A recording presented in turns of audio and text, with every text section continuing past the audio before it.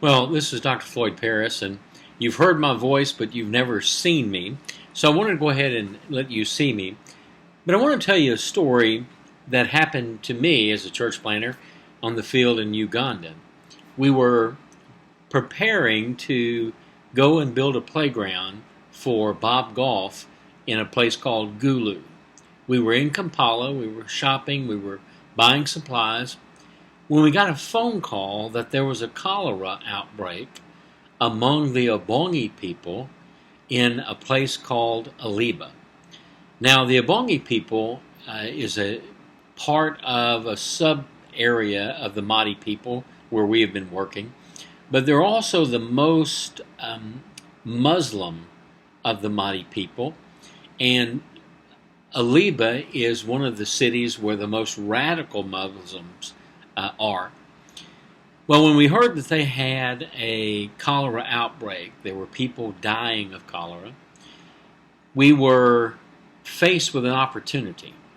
The opportunity to get into that community, the opportunity to help the Obongi people there in Aliba.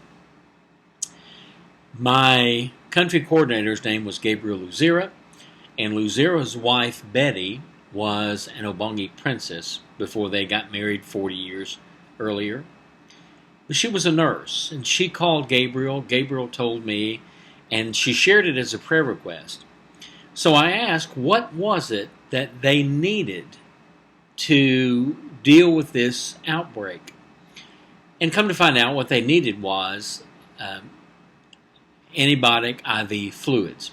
So we were there. We were, like I said, we were buying supplies for another team.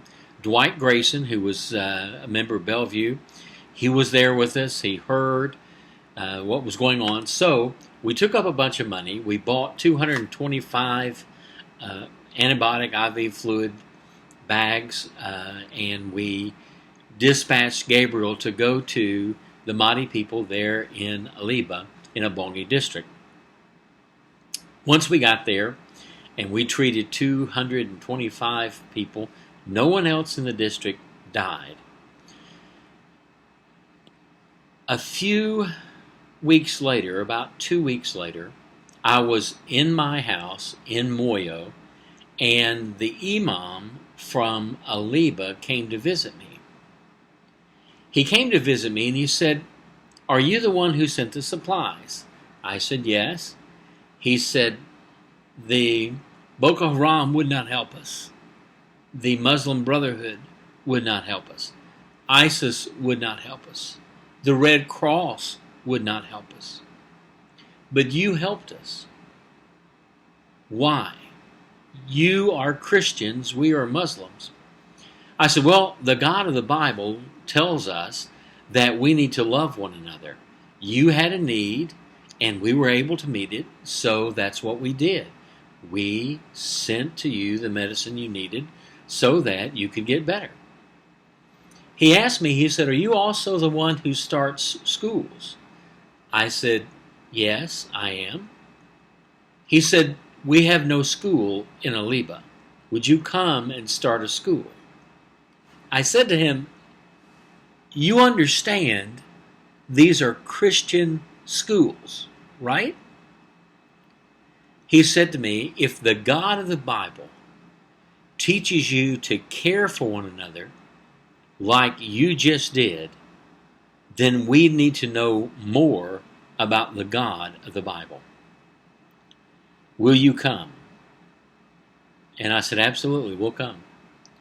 We went, and as we were preparing to go, the Army came and the police director came, and he said, "You can't go there." And I said, "Why not?" And he said, "Well, we can't protect you there." And I said, "Well, I believe that God has opened a door, so we're going to go anyway." We went. Not only were we warmly received, but we were also allowed to start a school there. I went back a few weeks later to start the school, and I also took some doctors with me. There was no medical facilities there in Aliba, and I took an actual doctor and some nurses, and and we were met by over 8,000 people. And they allowed me to share the gospel with them. That is an example of a church planter who is open when God opens a door. That was not our plan to go to Obongi. It was not our plan to go to Aliba. We had other projects going on at the time, but there was an opportunity to minister. There was an opportunity for an open door. There is now a school there at Obongi, and they want us to come back and build a church as well. And that's just an example of how you have to be flexible and adaptable. Steve Markham calls that flex adaptability. When you're a church planter, you have to allow the freedom of the Holy Spirit to move you and minister in new ways. So I just wanted to share that story with you as an example of how to be flexible on the mission field.